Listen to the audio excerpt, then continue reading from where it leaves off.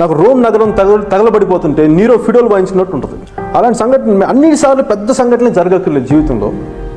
నేను 10th లేదా inter first ఇయర్లో ఉన్నప్పుడు ఎప్పుడో ఒకసారి మేము న్యూ ఇయర్ సెలబ్రేట్ చేసుకున్నాను. నా ఫ్రెండ్స్ అందరూ రమ్మన్నారు, ఎక్కడ ఒక బుక్ షాప్ ఏదో ఉంది, అక్కడ రమ్మంటే నేను అక్కడికి వెళ్ళాను.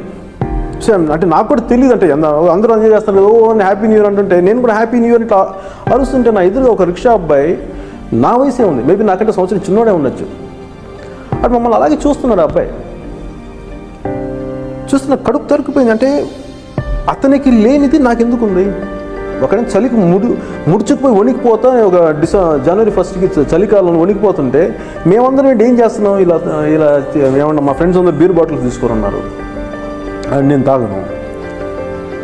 అలా చూసి నాకు గిల్టీ వచ్చేసి నేను మా ఫ్రెండ్స్ నేను రాను చెప్పి ఇంటికి వెళ్ళిపోయాను. అలాంటి ఎన్నో సంఘటనలు జరుగుతూ ఉంటాయి. అలాగే రోడ్డు మీద యాక్సిడెంట్ జరిగితే ఎవరు పట్టించుకోరు, ఎవడ ఇలా చిన్న చోద్యంగా చూస్తుంటారు. ఏం మనిషివి నువ్వు మనిషివి కాదా, రేపొద్దు నువ్వు కావాలి, ఖచ్చితంగా అవుతావు నువ్వు, ఎందుకు స్పందించని మనుషులు అనిపిస్తాయి. అందుకు నేను చేసేవాడిని. సిస్టమ్ అట్లా అయిపోయింది, ఎవరో దీన్ని బాగుపరచలేము. కానీ అందుకని ఏం చేయాలి, we have to start correcting hour cells.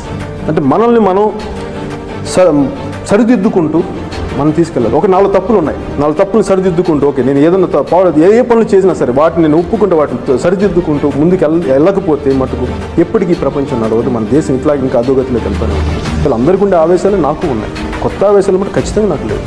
కాకపోతే నేను అందరూ స్పందించడానికి భయపడతారేమో, ఆలోచిస్తారేమో, నాకేంటంటే విసుగు వచ్చేసింది స్పందించకపోతే ఎట్లా అని.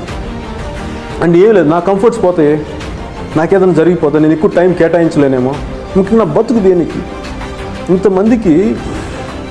ఇంతమంది సఫర్ అవుతుంటే వాళ్ళకి కూడా నేను ఇంత సర్వీస్ చేయలేకపోతే ఇంకెందుకు.